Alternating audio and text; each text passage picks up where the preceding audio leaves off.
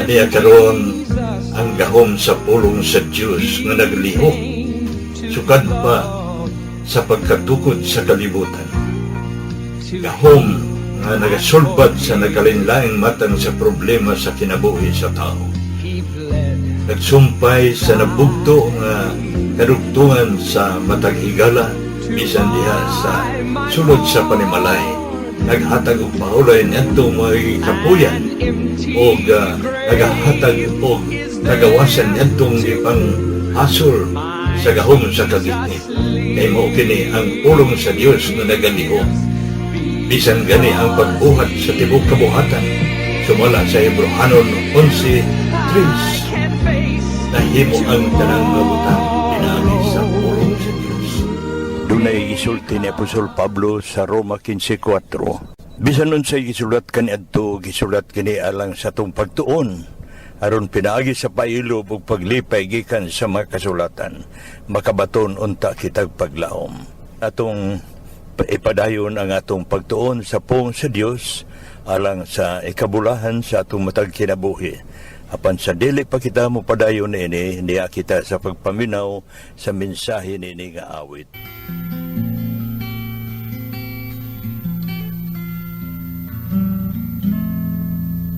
Sa Panginoong Jesus, ako magtitiwala sa biyaya niya't habag. Buhay ko ay may kalinga sa pagsubok at lumbay. Naroon siya't dumaramay. Ang Panginoo'y tapat kailan pa man. Kung ika'y nalalamig, wala kang malapitan, para bang ang daigdig sa iyo'y pinapasan. Lalahanin mo sana, minamahal ka niya. Ang Panginoo'y tapat kailan pa man. Biyaya niya't habag sa buhay ko'y sapat.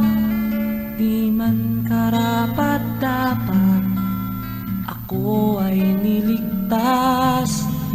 Pangako niya'y di nag-iba, di tulad ng iba. Ang Panginoo'y tapat kailan pa man.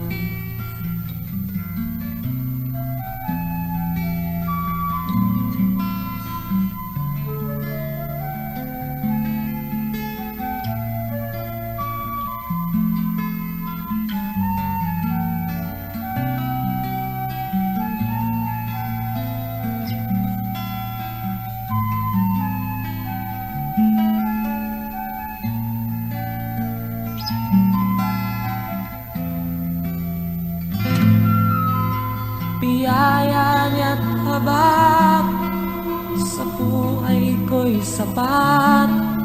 Di man karapat-dapat, ako ay niligtas. Pangako niya'y di nag-iba, di tulad ng iba.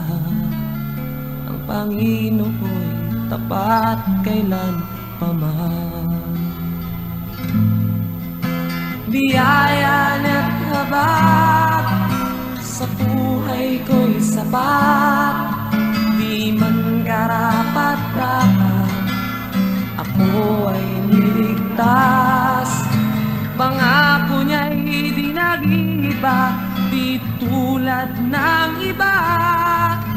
Ang Panginoo'y tapat kailan pa man.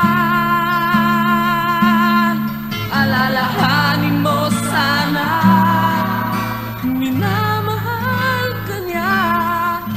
Ang Panginoo'y tapat kailan pa man. Ang Panginoo'y tapat kailan pa man. Ang Panginoo'y tapat kailan pa man.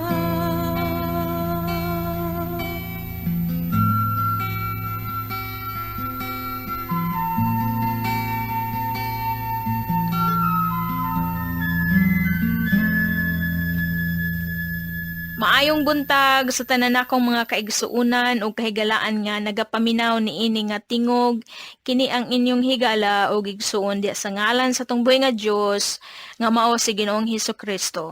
Joie, Pelaez, Vehlewald. Mapasalamaton kita sa atong buhay nga Dios nga sa makausa gitugutan na usab kita nga makadangat nining adlaw alang sa pagtuon sa iyang mga pulong.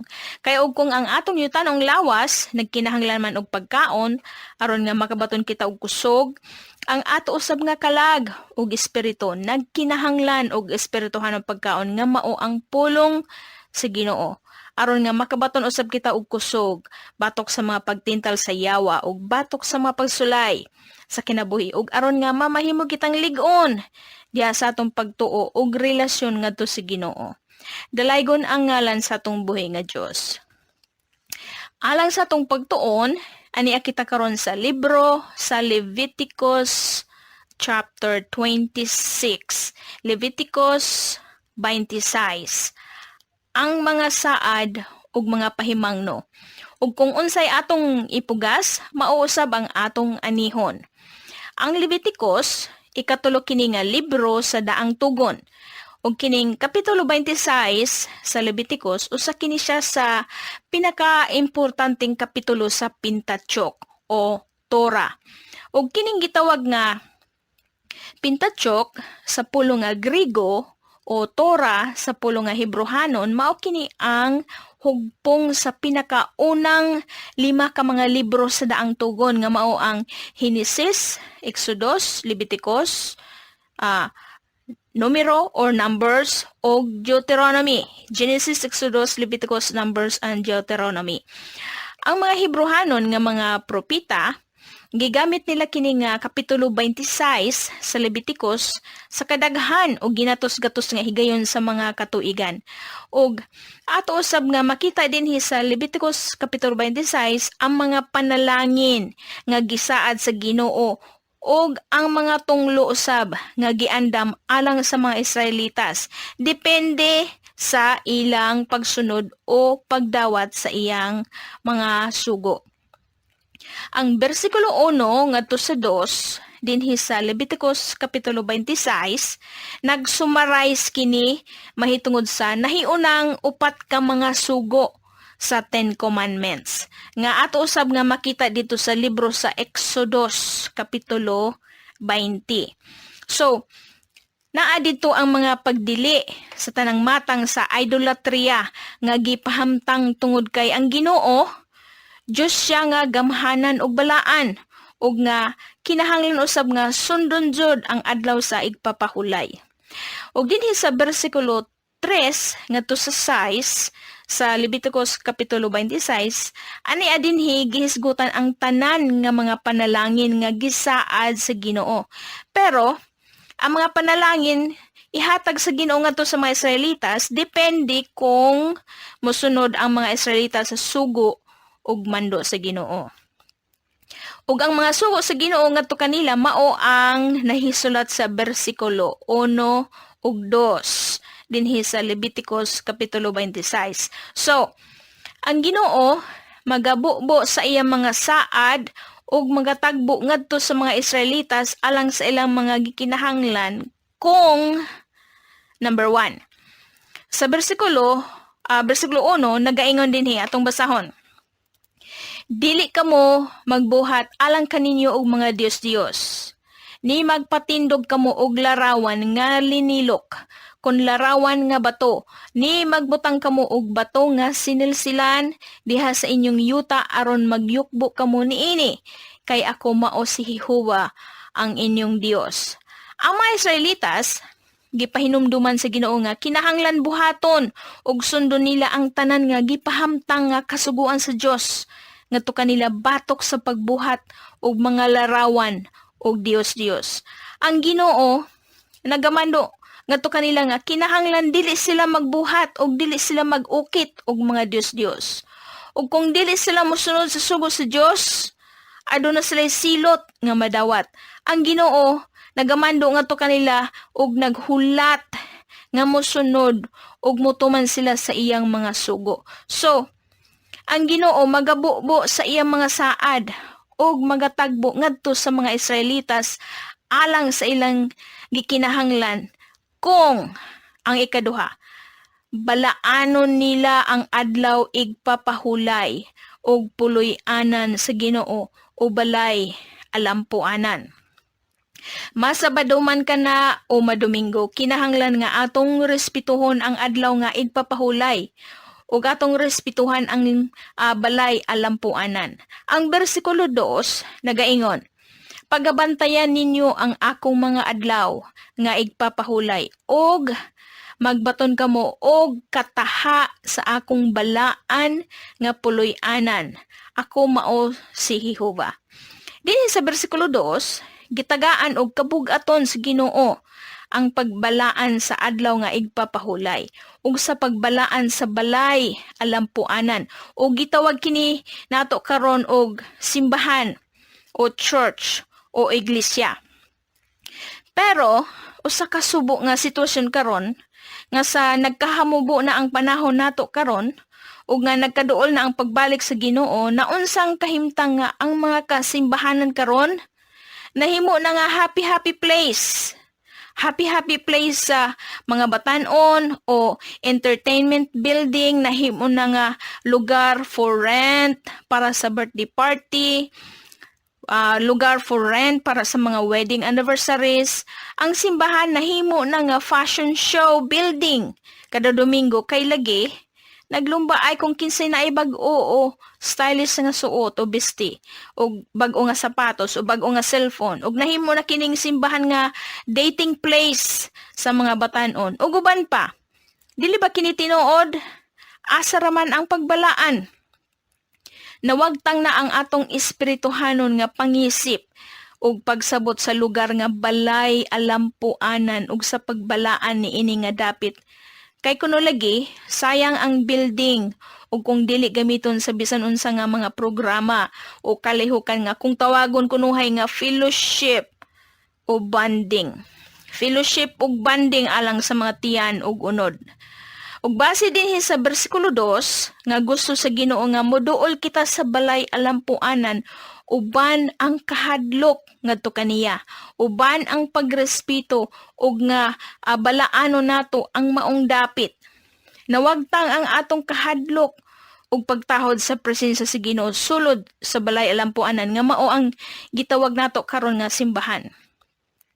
Atong giabusahan ang pagkamaayo sa Ginoo. Gihimo natong patay nga dekorasyon ang Ginoo nga ato ra siya nga ibalhin-balhin kanunay ug atong ipadaplin sa suok ang Ginoo kung adunay mga kalihukan alang sa pagtagbaw sa atong tawhanong pagbati ug unod paglipay-lipay sulod sa simbahan. Ug dinhi sa bersikulo 3 ngadto sa bersikulo 6 adunay saad ang Ginoo ngadto sa mga Israelitas depende ug kung tumanon nila ang mga sugo sa Ginoo. Ang pagsunod, adunay ganti. Ug ang paglapas, adunay silot. Ug kung unsay imong gipugas, mauusab ang imong anihon.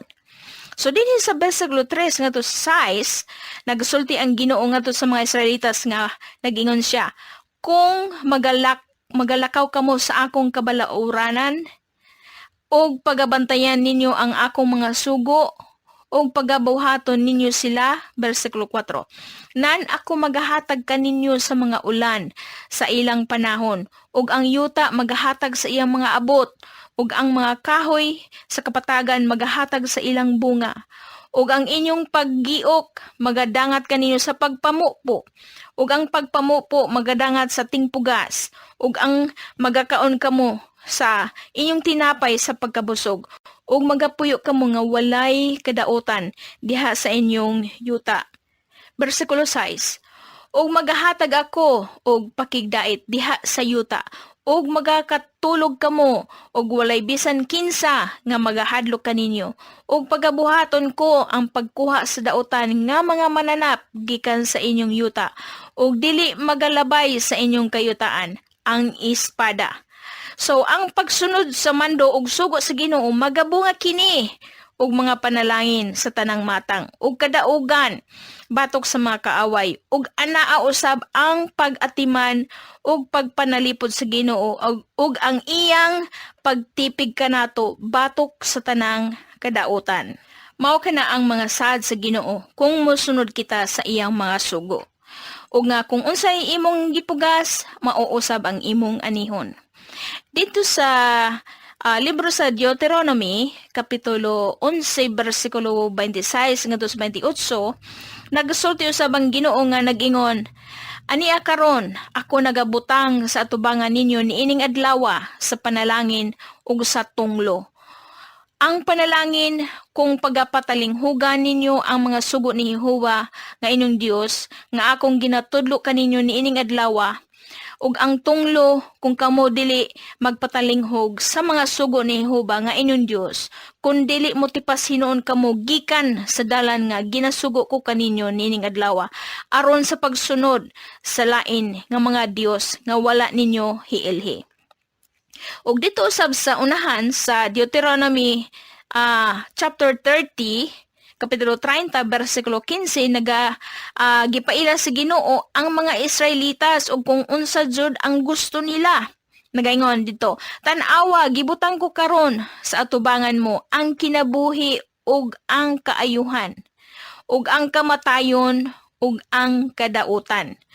Ug kini nga gisulti sa Ginoo dinhi sa Deuteronomy, atong mahinumduman ang gipanudlo ni Apostol Pablo dito sa mga taga Galacia Kapitulo 6 versikulo 7 ngadto sa 9, mahitungod sa pagpugas ug sa pag-ani nga giingon ni Apostol Pablo sa versikulo 7.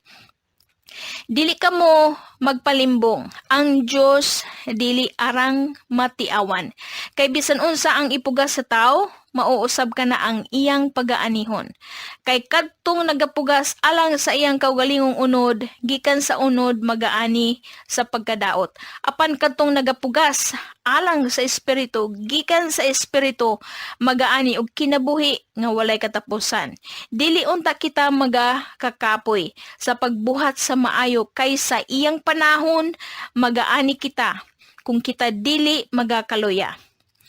Ug mao nga klaro kaayo nga ang Ginoo anaa sa iyang kinaiyahan ang paghatag sa mga panalangin alang kanatong tanan ug kung mosunod kita sa iyang mga sugo.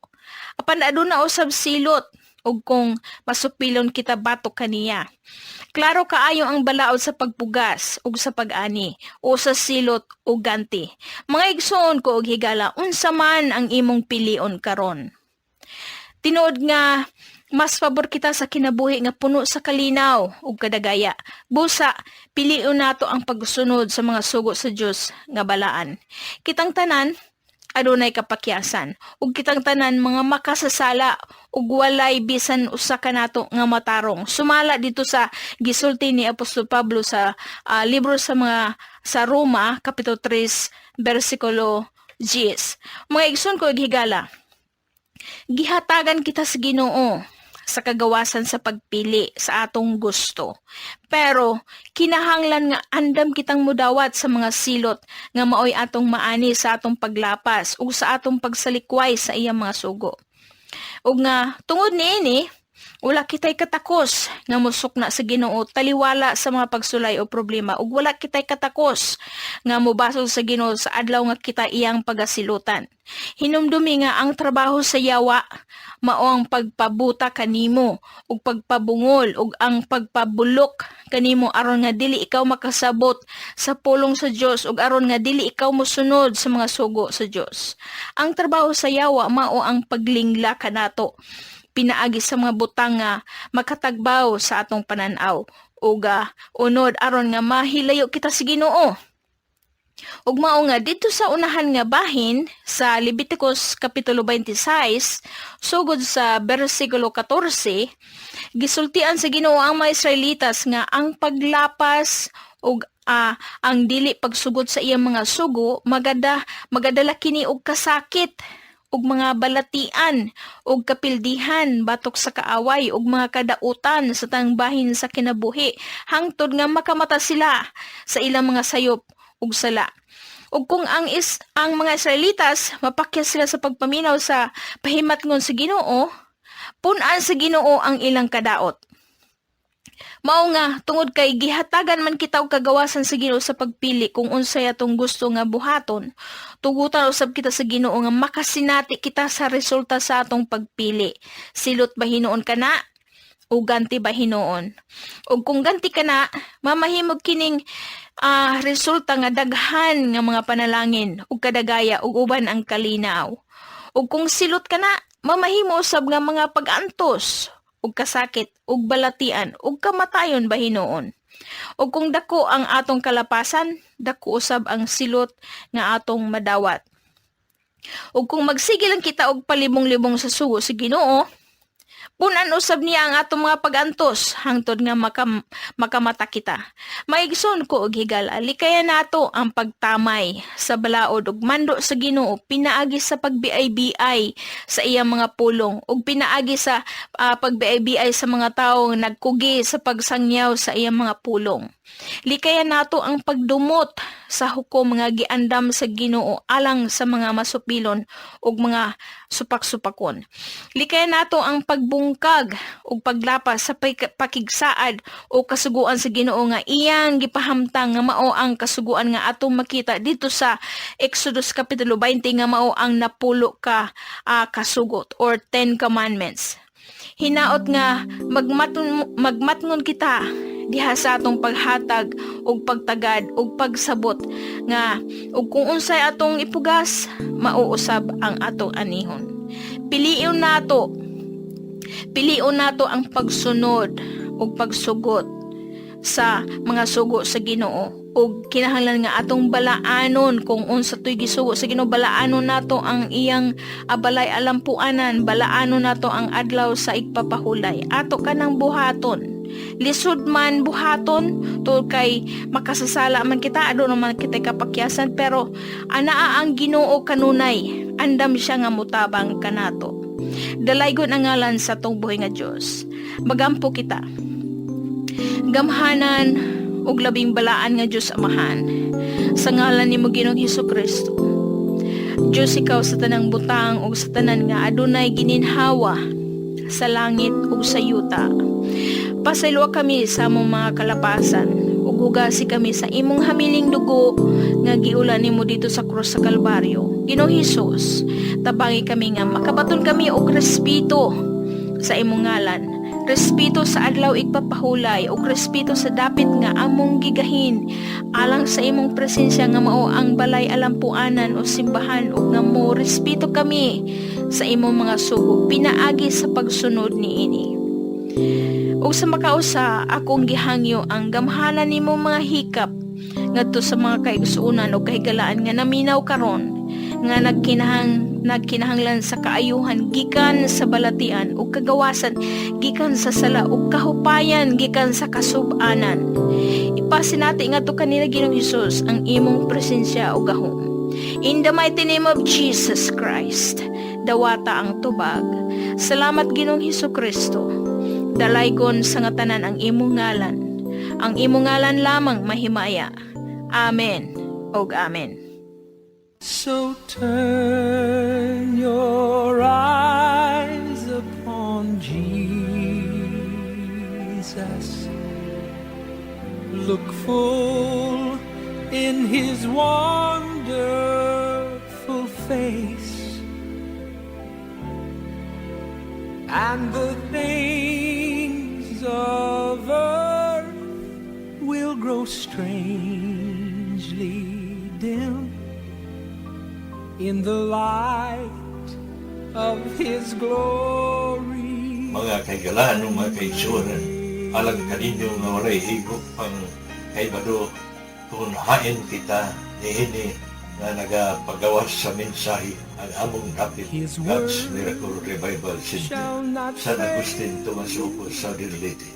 Nagabi-abi kami kanunay sa tanan nga muduol alang kanila nga dunay pagpanginahanglan labi na sa mga butang espirituhanon.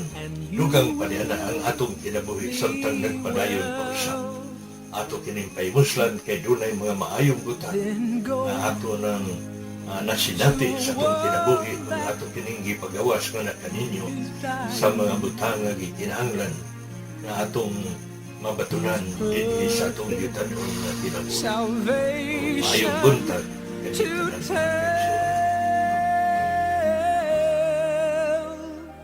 Just turn your eyes upon Jesus. Look full in His wonderful face, and the things of earth will grow strangely dim in the light of His glory and grace.